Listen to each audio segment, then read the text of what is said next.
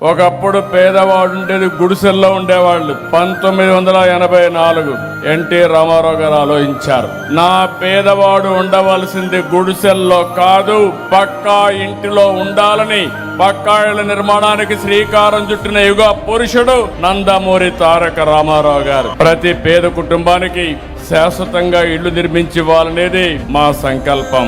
ఈ రోజు మరో పండుగ.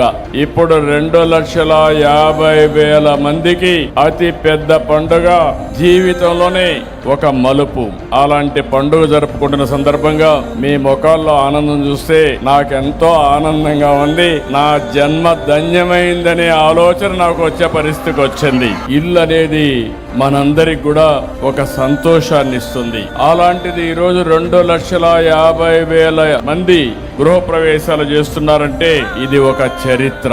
2029 మీకందరికి హామీ ఇస్తున్నా, ప్రతి ఒక్కరికి ఇల్లు లేని ప్రతి ఒక్కరికి ఇల్లు ఇచ్చే బాధ్యత నాదని మరొకసారి మీ అందరికి హామీ ఇస్తున్నాను.